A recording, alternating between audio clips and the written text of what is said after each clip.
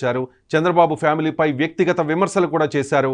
అసెంబ్లీలో లోకేష్ పుట్టుకపై అభ్యంతరకర వ్యాఖ్యలు చేశారు. వంశీ నారా భువనేశ్వరిపై చేసిన వ్యాఖ్యలు వివాదాస్పదమయ్యాయి. టీడీపీ శ్రేణులు, నారా, నందమూరి అభిమానులు వంశీ వ్యాఖ్యలను ఖండిస్తూ నిరసన కార్యక్రమాలు కూడా చేపట్టాయి. అయినా కూడా వంశీ ఎక్కడా తగ్గలేదు.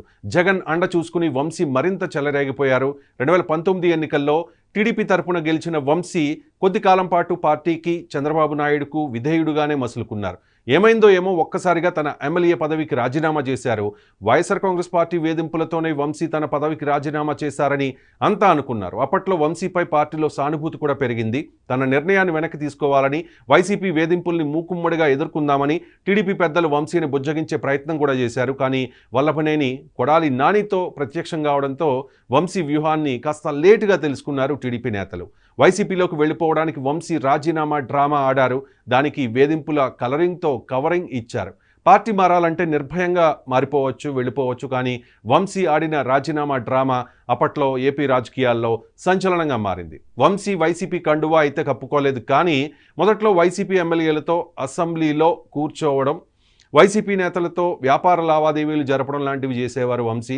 క్రమంగా వైసీపీ నేతల మాదిరిగానే జగన్ను పొగడడం, చంద్రబాబు, లోకేష్లను విమర్శించడం మొదలుపెట్టారు.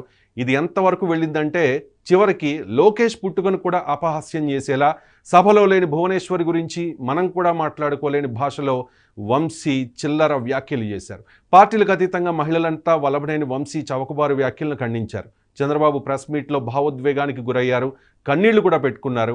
ఇంత జరుగుతున్నా జగన్ కానీ, వైసీపీలోని పెద్దలు కానీ వంశీని వారించే ప్రయత్నం చేయలేదు. పైగా వంశీ ఏదో పెద్ద ఘనకార్యం చేసినట్లు బిల్డప్ ఇచ్చారు. ఇక వైసీపీలోని మహిళా నేతలైన రోజా, వంగా గీత, అలాగే మహిళా కమిషన్ చైర్పర్సన్గా పనిచేసిన వాసిరెడ్డి పద్మ, ఇతర మహిళా ఎమ్మెల్యేలు కనీసం వంశీ వ్యాఖ్యల్ని ఖండించలేదు. చేసిన తప్పుడు పనికి కర్మ అనుభవించాల్సిన రోజు రాక తప్పదని బహుశా వంశీ అప్పట్లో ఊహించి ఉండకపోవచ్చు. ఇన్ని అవమానాలు పడ్డ లోకేష్ తన రెడ్ బుక్లో, హిట్ లిస్ట్లో వంశీ పేరు తప్పక రాసుకుని ఉంటారు. ఇప్పుడు వంశీ పాపం పండింది. ఎన్నికలకు ముందు గన్నవరం టీడీపీ కార్యాలయంపై దాడి వ్యవహారాన్ని టీడీపీ ప్రభుత్వం ఇప్పుడు చాలా సీరియస్గా తీసుకుంది. ఈ దాడి ఘటనలో వల్లభనేని వంశీ ప్రత్యక్షంగా పాల్గొనకపోయినా వైసీపీ నియోజకవర్గ ఇన్ఛార్జిగా, సిట్టింగ్ ఎమ్మెల్యేగా ఆయన సూచనల మేరకే ఆ పార్టీ శ్రేణులు విధ్వంసం సృష్టించారనే ఆరోపణలున్నాయి. ఇక ఇప్పుడు ప్రత్యేక పోలీసు బృందాలను కూడా ఏర్పాటు చేసిన నేపథ్యంలో ఏ క్షణంలోనైనా వల్లభనేని వంశీని అరెస్ట్ చేసే అవకాశం ఉంది. కానీ వంశీ కుటుంబంతో సహా సీక్రెట్గా విదేశాలకు పారిపోయి ఉంటారని కూడా పోలీసులు అనుమానిస్తూ ఉన్నారు. మరోవైపు వంశీ అండ్ జూనియర్ ఎన్టీఆర్ మంచి స్నేహితులు కాబట్టి ఎన్టీఆర్ సహాయంతో ఈ కేసు నుంచి బయటపడేందుకు వల్లభనేని ప్రయత్నం చేస్తున్నట్లుగా, దానికి ఎన్టీఆర్ నో చెప్పినట్టుగా కూడా ప్రచారం జరుగుతోంది. వంశీ తన సొంత మేనత్తపై ఎన్టీఆర్ సొంత మేనత్తపై దిగజారుడు ఆరోపణలు చేసినప్పుడు వంశీని కనీసం పల్లెత్తు మాట అనని ఎన్టీఆర్ ఇప్పుడు తన స్నేహితుడు కష్టాల్లో ఉండగా కాపాడే ప్రయత్నం చేస్తే ఖచ్చితంగా ఆయన విమర్శలు ఎదుర్కోక తప్పకపోవచ్చు. బహుశా అందుకేనేమో ఎన్టీఆర్ చాలా సైలెంట్గా ఉన్నారు. బ్రేకింగ్ న్యూస్ మనం చూస్తూ ఉన్నాం. వంశీ లొకేషన్ను పోలీసులు ట్రేస్ అవుట్ చేశారు. పోలీసులకు తన ఆచూకీ తెలియకుండా వంశీ తన ఫోన్ను స్విచ్ ఆఫ్ చేసుకున్నారు. ఒక్కవేళ హైదరాబాద్లో ఉంటే ఎక్కడ తలదాచుకుంటారనే విషయంపై పోలీసులు ఆరా తీశారు. ఎట్టకేలకు పోలీసుల అన్వేషణ ఫలించింది. హైదరాబాద్ నుంచి విజయవాడకు సీక్రెట్గా వెళుతుండగా పోలీసులు వంశీని అదుపులోకి తీసుకున్నారు. వంశీని గన్నవరం పిఎస్కు తరలించారు. గన్నవరం టీడీపీ కార్యాలయంపై దాడి కేసులో A71గా ఉన్నారు వంశీ. ఇప్పటికే ఈ కేసులో 18 మందిని అరెస్ట్ చేశారు పోలీసులు. వంశీ విషయంలో లోకేష్ చాలా సీరియస్గా ఉన్నట్టు సమాచారం. ఎట్టకేలకు వంశీ అరెస్ట్ అయిన నేపథ్యంలో ఆయనకి చుక్కలు తప్పకపోవచ్చు. గన్నవరం టీడీపీ కార్యాలయంపై దాడి కేసుతో పాటు వైసీపీ హయాంలో వంశీ చేసిన కృత్యాలు, బెదిరింపులు, భూ కబ్జాలు, బ్లాక్మెయిల్లు ఇలాంటి అన్నిటిపైన కూడా సాక్ష్యాధారాలతో సహా పోలీసులు ఆధారాల్ని సిద్ధం చేస్తున్న పరిస్థితి. వంశీ ఇప్పటికే అరెస్ట్ అయ్యారు కాబట్టి కొడాలి నాని నెక్స్ట్ లిస్ట్లో ఉన్నట్టుగా సమాచారం మనకు అందుతోంది. సో లోకేష్ రెడ్ బుక్లో చాలామంది పేర్లు ఉన్నాయి. జోగి రమేష్ సంగతి మనకు తెలుసు.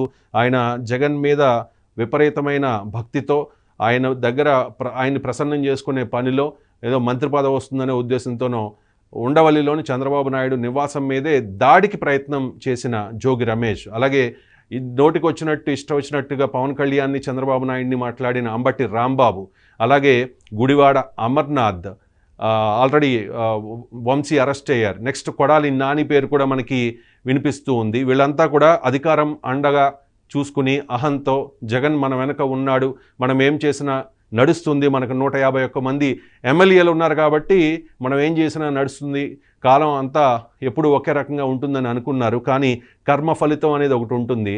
ఎవడు ఎప్పుడు చేసిన కర్మ అప్పుడే అనుభవించక తప్పదు, కాస్త 1-2 రోజులు లేట్ అయినా కూడా. సో వల్లభనేని వంశీ టైం దగ్గర పడింది, పాపం పండింది. పెద్దలు అంటారు కదా, వాక్కుకున్న పదును వాడి కత్తికి లేదు, జారవలదు నోరు జాగ్రత్త జాగ్రత్త అని చెప్పి.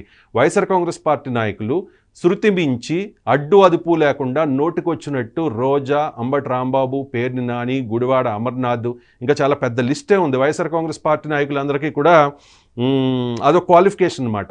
అంటే ఒక మాట అంటే అప్పట్లో ప్రతిపక్షంలో ఉన్న నాయకుల్ని చంద్రబాబు నాయుడు కానీ, లోకేష్ని కానీ, పవన్ కళ్యాణ్ని కానీ ఒక మాట అనడాన్ని వాళ్ళొక అర్హతగా తీసుకుంటారు. దాన్ని కన్సిడర్ చేసి వైఎస్ఆర్ కాంగ్రెస్ పార్టీలో ఆ ప్రయారిటీ జగన్మోహన్ రెడ్డి ఇచ్చేవారు. బహుశా ఆ నోటి దురిసే, మామూలుగా అంటారు నోటి దోలని, ఆ నోటి దురిసే ఇప్పుడు వీళ్ళ పాలిట శాపంగా మారింది.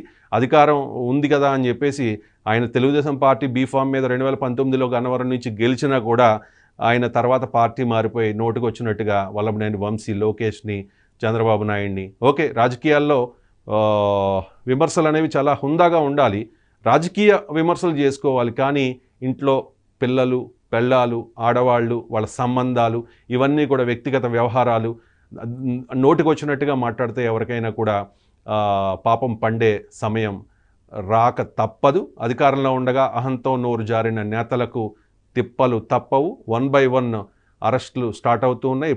ఇప్పటికే జగన్మోహన్ రెడ్డి విషయంలో ఆయన మీద కేసు కూడా నమోదైంది. రఘురామకృష్ణరాజు